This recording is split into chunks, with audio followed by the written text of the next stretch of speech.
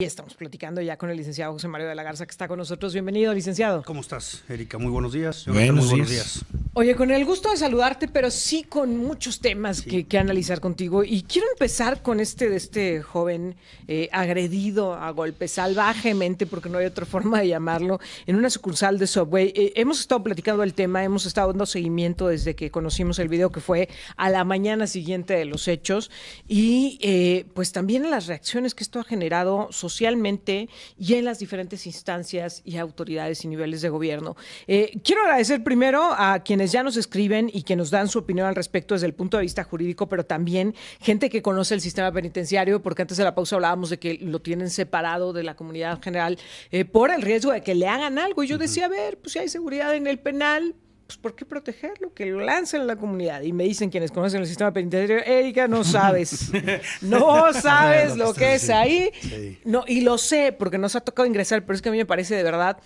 muy contrastante que se diga es un centro penitenciario y que tengas que tener gente aislada porque no garantizas la seguridad ahí. Perdón, no me cabe en la cabeza.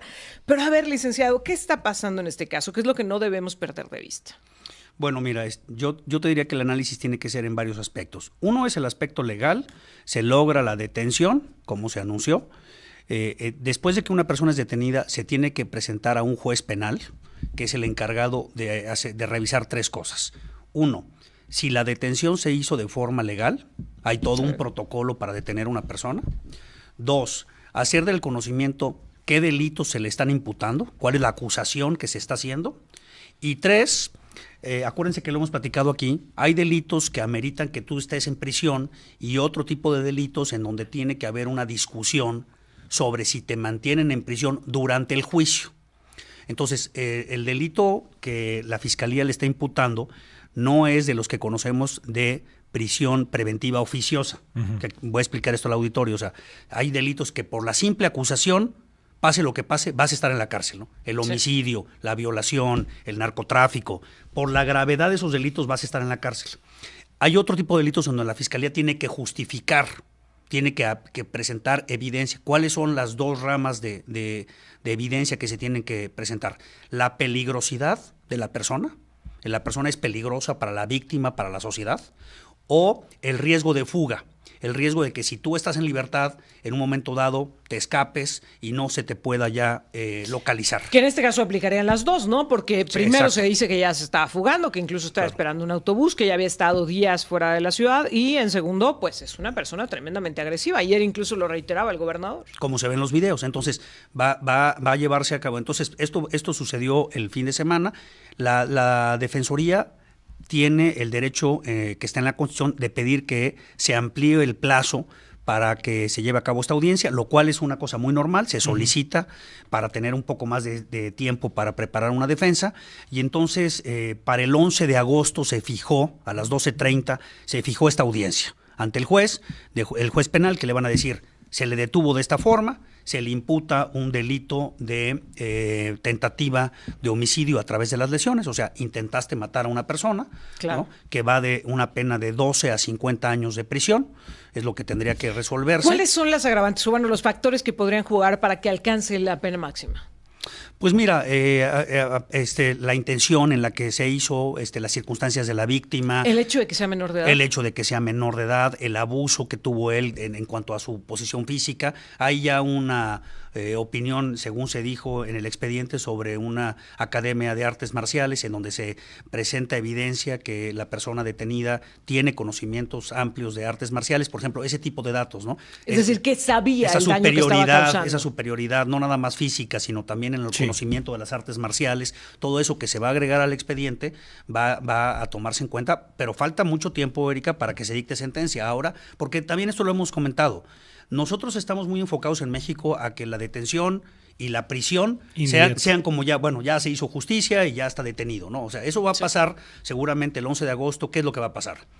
va a quedar detenido por esto que tú dices, o sea, porque hay peligrosidad y puede evadirse de la acción de la justicia, se le va a imputar este delito y entonces ahí va a continuar, va a establecerse un proceso en donde se van a presentar pruebas y finalmente tendrá que dictarse una sentencia. Y es que ese es el punto, ahorita que ustedes estaban hablando, cuando a mí me tocó dar la noticia el sábado por la mañana y que informo, se tiene que demostrar si el tiburón era experto en artes marciales, aplica esas técnicas en contra de un menor, inmediatamente lo que nos ponían los radioescuchas, los seguidores de nuestras redes. ¿Por qué? Está claro, está el video, está esto, pero se tiene que demostrar que era lo que usted decía y es ahí cuando el proceso se tiene que seguir. Sí, claro. La presunción de inocencia existe se tiene que hacer para el tiburón y para cualquiera. Claro, hay mucho dato en cuanto al video y es muy claro lo que pasó, pero aún y cuando sea muy claro en las redes sociales y sea muy claro en el ámbito que lo hemos platicado nosotros, el hecho de que sea muy claro aquí no quiere decir que no tengas que presentar las pruebas ante un tribunal y tengas que evidenciar cómo se dieron los hechos y eso tendrá que tomarlo en cuenta el juez para dictar una sentencia. O sea, no basta lo que pasó en las redes sociales y en los medios de comunicación, hay que llevarlo a un tribunal. Pero mira, hay otro aspecto, Erika, Jonathan, que también vale la pena mencionar. ¿Cómo hemos logrado mediatizar la justicia? Y esta es una reflexión más profunda. Qué bueno que se está llevando a cabo esta detención, qué bueno que se está iniciando un procedimiento en contra de esta persona por la agresión, pero también hay que reflexionar cómo opera nuestro sistema. Nuestro sistema opera, se mediatiza en las redes sociales, se logra tener un video, se hace viral social. Y entonces sí, nuestro aparato funciona y búsquenlo y deténganlo y tráiganlo frente a un juez.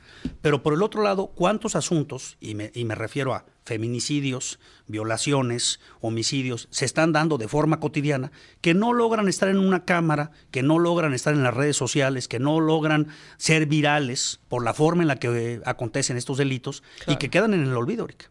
Entonces sí también vale la pena decir, bueno, qué bueno que este caso se está actuando, pero ¿a poco se necesita que los casos penales en México estén filmados y se vuelvan virales en las redes sociales para que entonces se pueda resolver un asunto? Porque ¿cuántos casos hemos platicado nosotros en donde ha habido mujeres que han aparecido muertas, en donde pues el expediente ahí está, ¿verdad? Y no había una cámara, no había una cámara, no había nada y pues de alguna forma nuestro sistema yo siento que está muy expuesto a este tema mediático, ¿no?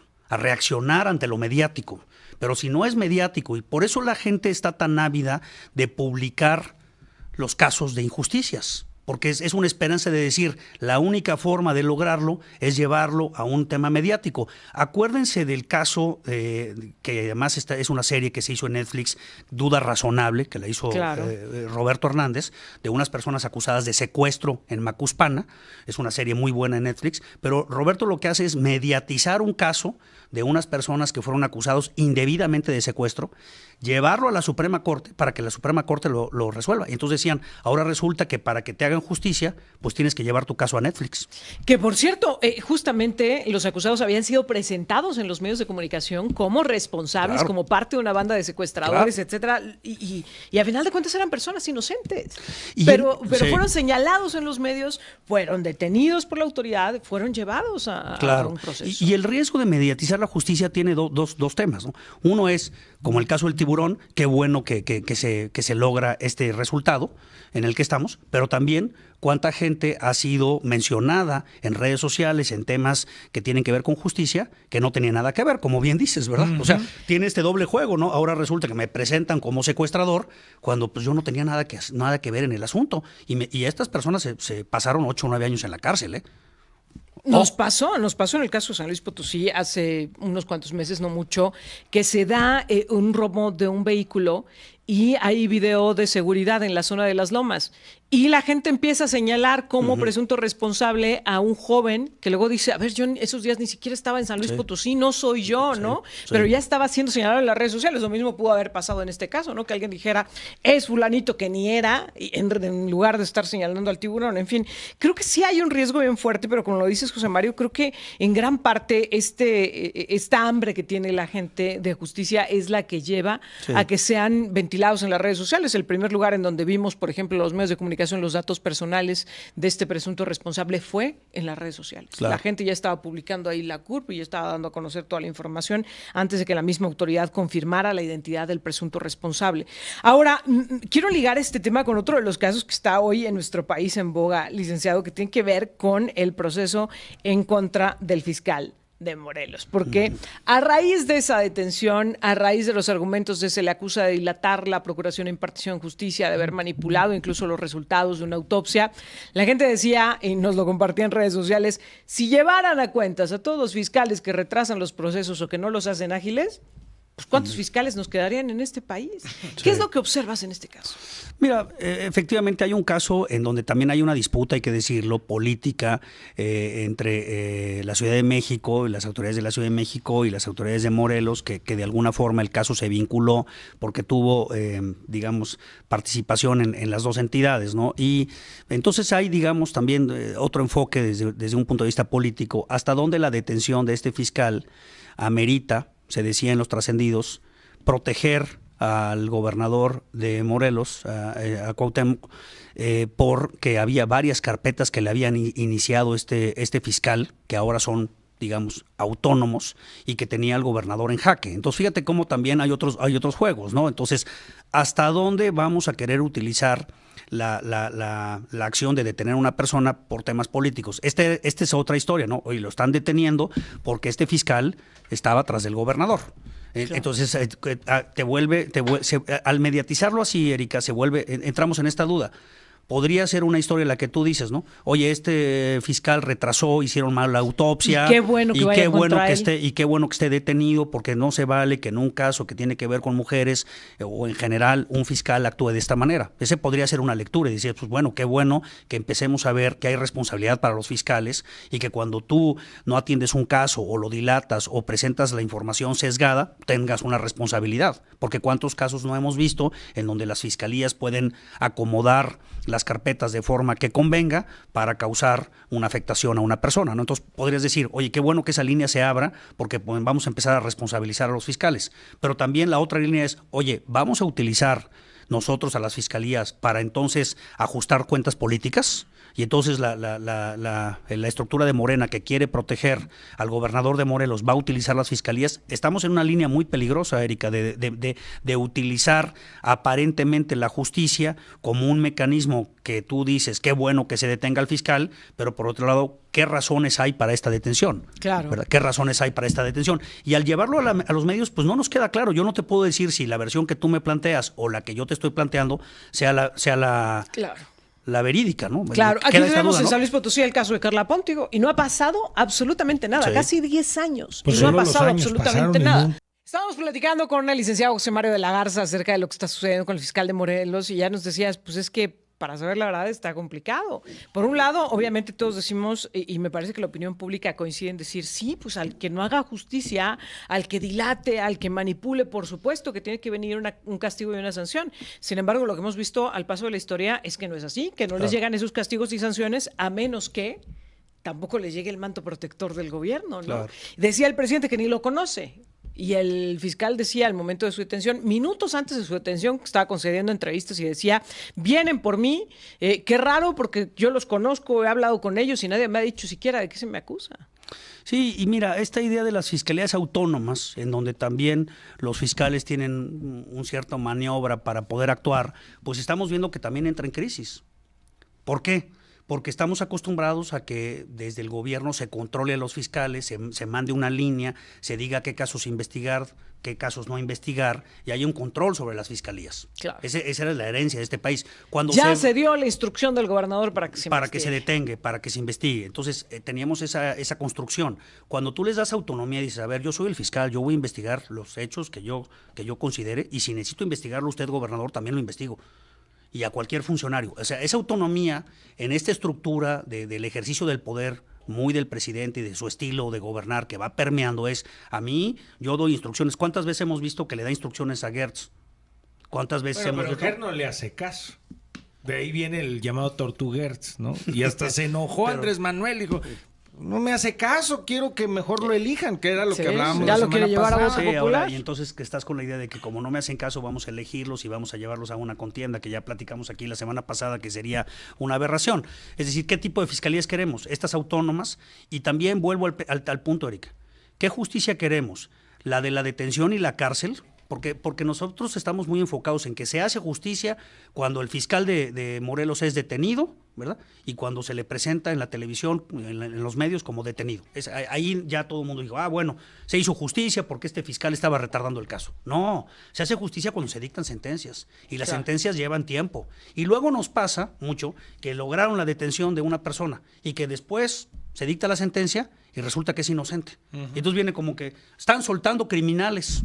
Están soltando criminales, lo dice ¿no? el presidente Entonces, en la mañanera. al rato que suelten al fiscal de Morelos también van a soltar criminales, o sea, también va a ser ese el mecanismo. ¿Por qué? Porque una cosa es detener a una persona y presentarle a un juez, y otra cosa es que se le dicte una sentencia. Como tú decías, John, hay que traer las pruebas, hay que presentarlas en un tribunal, claro, que sean pruebas válidas, que se obtuvieron legalmente. En México no se acepta la obtención de pruebas de forma ilegal. Tú no puedes decir, oye, yo obtuve estas pruebas de forma ilegal. Por ejemplo, si vas a intervenir unas comunicaciones, lo tienes que hacer de forma legal. Y entonces tú dices, estas comunicaciones se intervinieron con un protocolo. Tú no puedes sacarte un cassette, decir, mire, aquí están estas comunicaciones que le intervenimos a José Mario y a Erika y las vamos a presentar. Oye, pues eso es ilegal. Aun y cuando las hayan obtenido no se pueden presentar como prueba. Entonces también hay reglas para las pruebas. No es la prueba que sea. Hay un protocolo para decir qué pruebas se valen. Entonces, ¿qué justicia queremos? ¿La de los medios para decir que hubo una detención? Y ya está en la cárcel, ¿no? Fíjate, lo del tiburón se decía, ya está en la cárcel. Fíjate cómo se asocia la cárcel con justicia. Sí, o sea, claro, ¿no? Ya está en la claro. cárcel. No, el proceso es que repare los daños, que no se repita la conducta, que la víctima pueda satisfacer plenamente la situación en la que estaba. O sea, no es, la cárcel no resuelve. Ayer en el Universal sacaba una nota en la primera plana, no sé si la vieron, de cuántas personas habían perdido la vida adentro de una cárcel. Sí. En primera plana, ¿no? Y yo me preguntaba, ¿este es el sistema que queremos? O sea, claro, llevar a la cárcel para que se maten en las cárceles. Y es lo que yo cuestionaba, a final de cuentas, a ver, si no hay seguridad al interior de las cárceles, ¿dónde la hay? ¿Dónde la Claro. hay? Si se supone que ahí tienes un ambiente y un sistema controlado, ¿cómo es posible que pasen este tipo de cosas? Pero, licenciado, no te quiero dejar ir sin preguntarte el tema de los libros de texto. ¿Qué va a pasar? A ver, ya 4 entidades, pero panistas, opositoras han dicho, nosotros no lo vamos a entregar, no los vamos a repartir. Guanajuato ha dicho, pues nosotros vamos a brindar material complementario, cuadernillos de matemáticas y de español, porque lo que viene en los libros pues no es suficiente, no nos basta. Y mientras tanto, eso parece que se está convirtiendo en una disputa de lealtades y de confrontaciones, de cómo la oposición dice no, de manera rehaciente, y cómo los fieles al presidente dicen nosotros sí, ya hasta defendemos los libros. Claro. Y de por medio de la educación de los niños. ¿No te parece un debate de suma tristeza, de poca esperanza, el decir cómo hemos llevado el país a estas discusiones, no importándonos los niños y las niñas que tienen un derecho a la educación? O sea, cómo hemos dividido y confrontado el país para que este tema que afecta a miles de niños y niñas que van a estar en las escuelas, unos no tengan libros, otros tengan libros con anexos, a otros sí se los den, un desorden, pues creo que absurdo, ¿no? Y una política de decir, oye, los libros presentan una ideología, no la presentan. En cualquier país, Erika, donde hay una clara compromiso y respeto por la educación, pues esto no debería de discutirse. Los libros son un material científico elaborado por expertos para proporcionar conocimientos a niños y niñas y para darles oportunidades de tener mejores el problema niveles viene de vida, desde ¿no? ahí, licenciado. Claro, ¿Quiénes ¿cómo son los esos armas? expertos? Claro. Porque Lati nos presentó un reportaje, el gobierno federal se ha negado a revelar abiertamente quiénes fueron este grupo de expertos que presume participaron, pero Lati nos presentaba un reportaje en donde decía pues que eran personas con carreras truncas, que eran personas relacionadas con gobiernos extranjeros, y en realidad nunca hubo ni académicos ni docentes en el proceso de elaboración de estos libros. Esto no lo vamos a saber hasta 2028, Está porque reservado. ya la reservaron. Claro. No, ahora sí que ¿cómo dice el meme? Que desde ahí, ¿no? La vieja infaltable, infalible, la vieja confiable, tiene toda la razón Alexis, la vieja confiable, la técnica vieja confiable, reservamos Escóndelo. esto 5 años. Que desde ahí genera ya una suspicacia, ¿no? A ver si realmente fue un grupo de Pues aquí expertos está la intachables, aquí está la lista y hasta me respaldan, porque que ocultarlo. Oye, y ahora también estamos viendo, no sé si lo